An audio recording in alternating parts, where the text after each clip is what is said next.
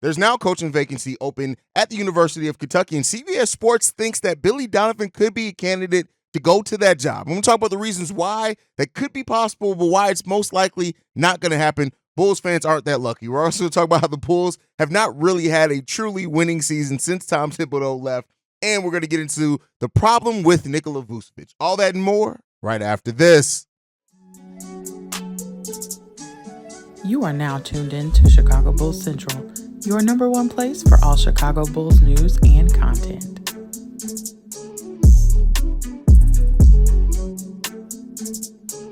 What's going on, Bulls fans? Welcome to another episode of Chicago Bulls Central, your number one spot for everything Chicago Bulls related. I'm the host, Haize, but more importantly, you guys can follow the channel at Bulls Central Pod on every social media platform we happen to be on.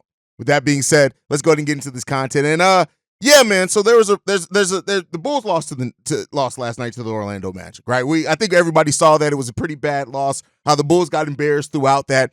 Coaching was a part of the problem, and that not the complete problem, but a lot of it was, lack of adjustments. But also the team just played very lethargically. Now, a couple of hours after that happened, it was announced that John Calipari is leaving the University of Kentucky, and this is now CBS Sports listed a bunch of candidates that could replace Calipari at the University of Kentucky, and one of the names that were on there was Billy Donovan. And initially, when I saw that, I looked at that and I said to myself, is this another one of those situations where you're kind of grasping at straws, right? That there's been articles written about possible candidates, all of which are probably not going to be realistic or happening, especially when you list an NBA coach, a current NBA coach, going back to college, right? And not to say that it's never happened before. Usually when it does happen, though, it happens involuntarily, meaning that a team fires a coach and then the coach goes back to college like that. I'm not saying that it's never happened to where a coach hasn't stepped down from an NBA job to go back to college. I just, again, not in my purview per se, so I'm not quite sure how often it or whatever that's happened. But then I got to looking at it, right, at the situation. And while, let's be clear, Billy Donovan is not even listed as the favorite. They're not saying that the University of Kentucky is going to make this huge offer. They do list Billy Donovan, Rick Pitino, Nate Oates, Dan Hurley as potential candidates to replace John Calipari. Now, when you look at the reasons why Billy Donovan, who's on a coaching an NBA roster, a team that has at least made some postseason experience 3 years in a row. Only one of those years being the actual playoffs, the other 2 years being playing type scenarios. But John Calipari started his career out in Kentucky in 1989, actually spent 5 seasons there before leaving to go to Marshall there. And when you look at Billy Donovan's coaching record, it has a record of 502 and 206 as a college head coach. And most criticisms, let me not say most, a lot of criticisms that some Bulls fans throw towards Billy Donovan is just saying, hey, he's a college coach. And, so I can understand the reasons why. And I'm sure that the University of Kentucky, which is trying to keep that program alive, believe Billy Donovan is the last collegiate coach to have back-to-back national title wins as well. He was always a good recruiter as well down there, always building those solid teams, especially when you look at the fact he has 300 more wins than losses as a collegiate head coach. Could the University of Kentucky be prepared to offer Billy Donovan a big enough deal that he would be willing to leave the Chicago Bulls, who, keep in mind, he has a contract extension that doesn't kick in until next season. Maybe the Bulls are willing to do some type of clean break there. I do think this. If Billy Donovan truly wants to go back to college, if he looks at this situation, which it wouldn't be until after the NBA season, after the play-in happens, if he looks at the situation, the University of Kentucky comes calling, and there's a big enough offer that Billy Donovan goes, and keeps in mind, right, when you go back to college, yes, the college game has changed a whole hell of a lot. With NIL money, kind of still being a part of the player empowerment movement, one and dones being even more of a thing, those type of things. Could Billy Donovan really try to look at it? But the coaches are typically the stars at the collegiate level, right? And it comes down to how you recruit, things like that. Those are all things that play into strengths of Billy Donovan's. And that is why I said at one point in time, if Billy Donovan did eventually move into a GM role, that I wouldn't necessarily be mad at that if Mark Eversley did leave and Billy Donovan moved into the GM and then we had a new head coach. But this offers a new possibility. But I'm going to tell Bulls fans this. You guys know I like to err on the side of realism. Is it a possibility that the University of Kentucky tries to lure Billy Donovan back to the college game. Yes, I'm going to say that there is absolutely a chance. When you look at college, when you have people that used to play for your team, even though that was damn near 30 years ago at this point, it wouldn't be uncommon to circle back around to somebody who went out and ended up turning themselves into a good collegiate head coach, that you try to come back when you need a complete change in your basketball program. But why is it unlikely to happen? One of the reasons I just named. Billy Donovan just signed a contract. Well, not a year ago, he signed a contract extension that does not kick in until this offseason for Billy Donovan. So that's one of the biggest things. Now, Billy would be leaving money on the table, but that money could be, you never know. The University of Kentucky could technically offer more money. We don't even know what Billy Donovan's contract extension is right now.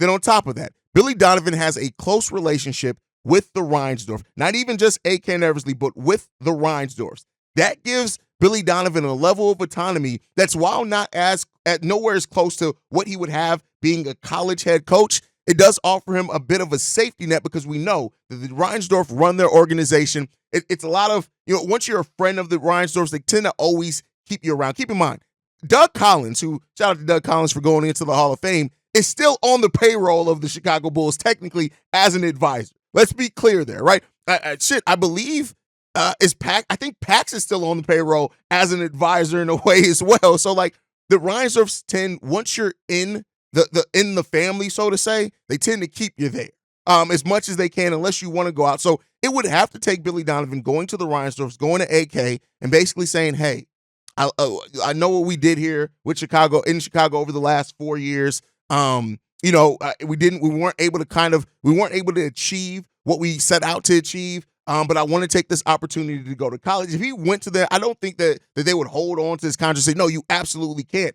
Now, Billy Donovan had a similar situation, actually, when he was initially supposed to leave Florida to go coach the Orlando Magic over a decade ago at this point.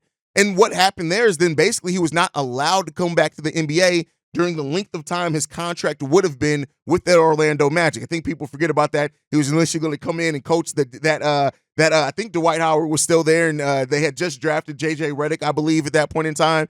But people forget about that aspect of it. So it could be that, okay, he goes away. The Reinsdorfs, AK, agree with it, but then they say, hey, your contract, which you still don't know the extension, let's say your extension was for 3 years. You cannot come back to the NBA for 3 years, so you have to stay in college, which isn't necessarily negative. He'd be going to build a program there, so theoretically he's still going to stay. But the University of Kentucky is going to be motivated. They're going to try to bring in a coach with enough to where a lot of their committees don't leave, right? Don't want to leave and commit to go change schools, to go to other places, or even follow Calipari. So they're going to want to kind of bring in a coach with a lot of history as far as the collegiate game. That's why you see Rick Pitino. That's why you see Billy Donovan listed as potentials there.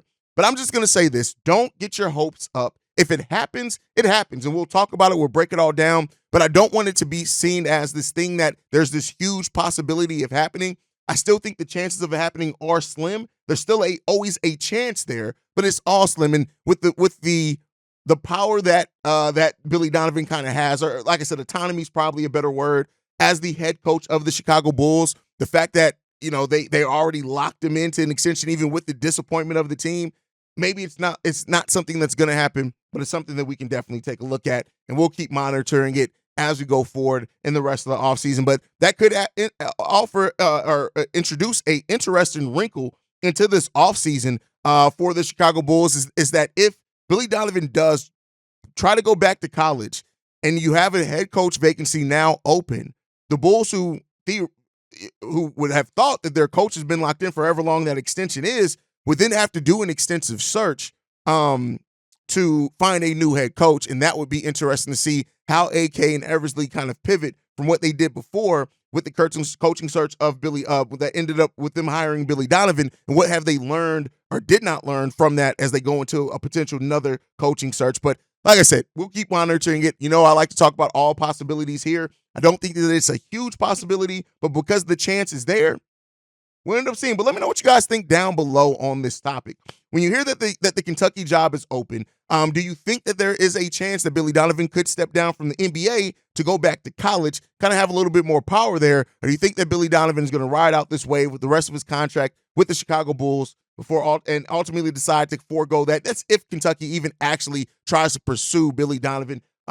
Which I said, this comes from CBS Sports. I try to put the link to the article down below and in the description on either the podcast or the YouTube side so you guys can read it for yourselves as well and then tell me what you think about it. But with that said, I want to talk about something, right? We talk a lot about how the Bulls are stuck in mediocrity. And when it's easy to say that and then you want to kind of put it all together, right? The Chicago Bulls have technically had 2 winning seasons since Tom Thibodeau left the Chicago Bulls. One of those seasons was in 2015-16 where the Bulls went 42-40, but they ended up missing the playoffs actually. And then there was the 46-36 season in 2021-22 where the Bulls finished as the 6th seed, ended up winning 1 game in the playoff series, I think, against the Milwaukee Bucks before getting eliminated. And that is kind of where you sit back in mediocrity, right? And not all that time period is not on AK and Eversley. I want to be clear there for anybody who doesn't know. AK and Eversley they only took over in the 2019-20 season, I believe, is when AK and Eversley came into the team, if I'm not mistaken. I may be mistaken on that. It was 2019, the 2020-2021 season is when they came in. Listen, it's been a long time. It's been a lot of struggle there. So that's when they came in. They brought in Billy Donovan, things like that. And so, but it still goes back to the Bulls for the better part of a decade have been stuck in mediocrity. And that is, again, when you look at that goes back to, and I know AK and Eversley were brought in to really kind of change where the Chicago Bulls were, right? Tom Thibodeau was fired in 2015. We're coming up on 10 years since that. And you have 2 winning seasons, and one of those winning seasons can't even really be looked at. Yeah, you had a winning record, but you didn't even make it to the playoffs, right?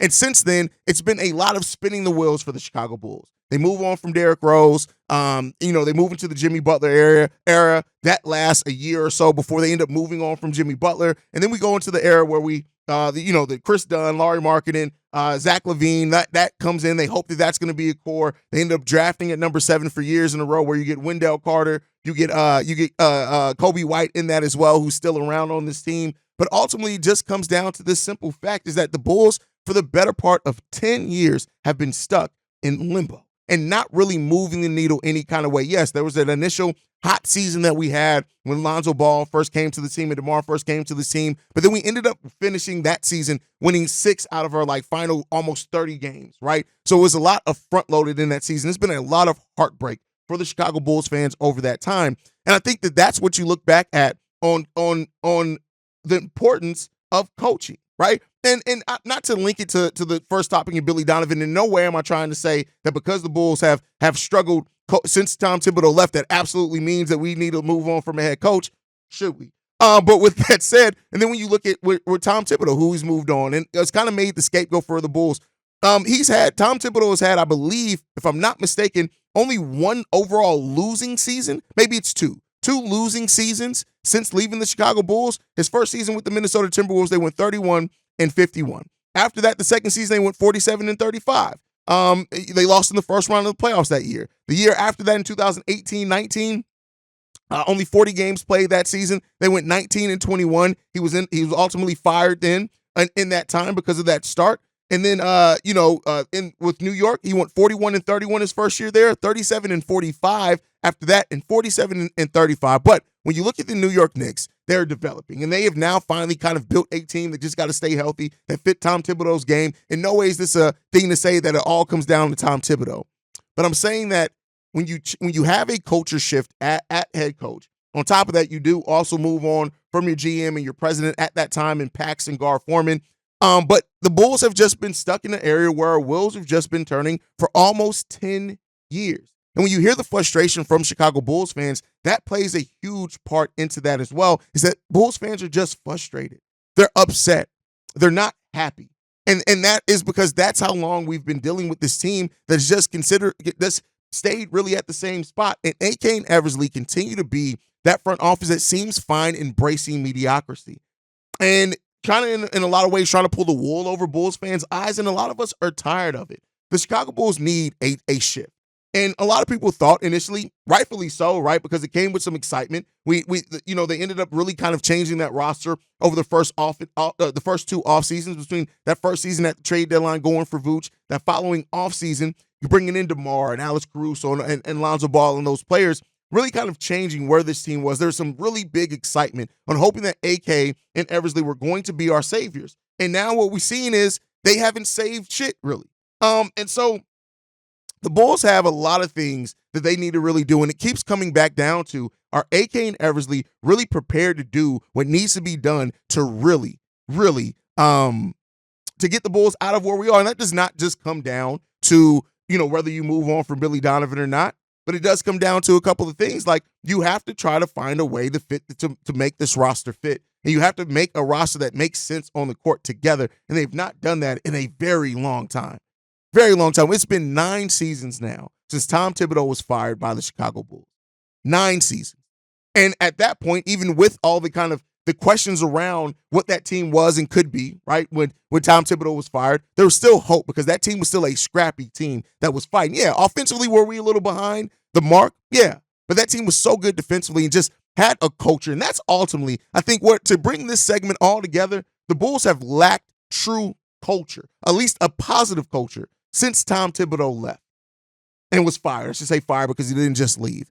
That sucks. You don't have a culture, and if you don't have a culture, it's hard to build a winning team. Really, when you look at teams that don't have a culture, if they are winning a lot of games, that's because usually they're establishing their culture because they have a young core that they're looking at to help them win, or that's a big part of winning those games. The Bulls don't have that.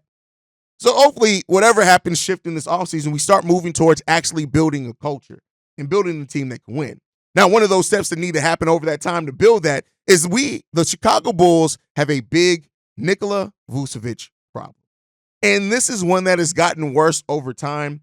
And I think it's and this is supported by stats. It's not just, just looking at Vucevic's performance, which I talked about people who were like, well, Vooch is a cancer on the team. I don't think he's a cancer. Cancers to me are people who take the personality out of the team, but he's a bad player for the Chicago Bulls right now.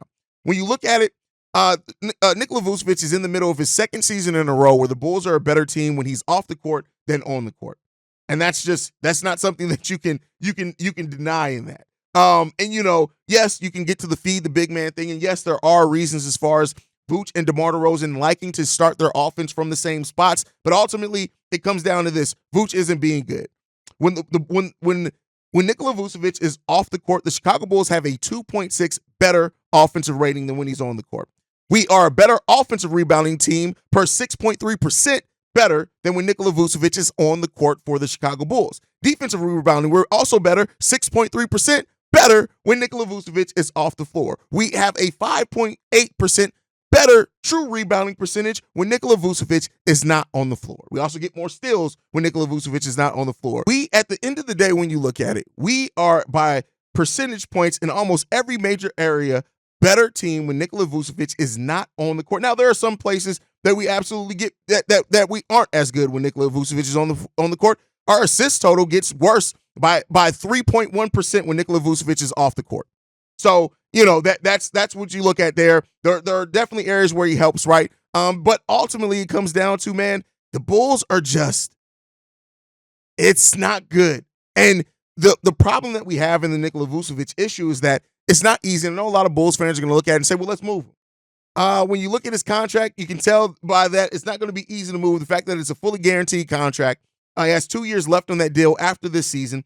And while it's not $18.5 million this year, it'll go up to $20 million next year and $20.1 million the year after that, the final year of that contract. That's a lot of money. And I've seen Bulls fans ask things like, well, can we include it with Zach LaVine? That would be meaning $65 million you're sending out. That's a lot. People are already kind of balking at the number for Zach LaVine. So you're highly unlikely to be able to move Vooch in a Zach LaVine deal as well as that. So the Bulls are unfortunately stuck. Now, the thing with that is that, and I got a great question, voicemail on this yesterday, with somebody asking like, well, are the Bulls likely to go guard or wing again?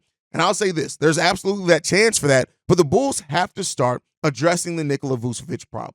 And does that mean that he's going to be benched the rest of the season? No, they're probably not going to make that type of change. We also average more blocks as well. I think that was the thing that I forgot to say. When Nikola Vucevcic we have a better effective field goal percentage when Nikola Vucevcic isn't on the court. Everything's better. This is what it is, right? But the Bulls have to start looking at that, and this is their chance to continue the modernization of their Chicago Bulls team by getting a young big that's athletic, that can rebound, that can block some shots, Maybe they don't have the scoring upside of Nikola Vucevcic, but if they have a better defensive ability and can run with these young guards that we're developing here, that can go a long way in kind of changing not only the shot profile, but also changing just the style of play by the Chicago Bulls, something that they've wanted to do for a while now. So it comes down to it. There's a lot left on the table, and Nikola Vucevcic is a big problem by the Chicago Bulls that they got to find a way to address. They have to, and by that, I don't necessarily mean you have to trade Nikola Vucevcic, because that's unlikely to happen, but you have to start. You have to make that step towards finding your starting center of the future.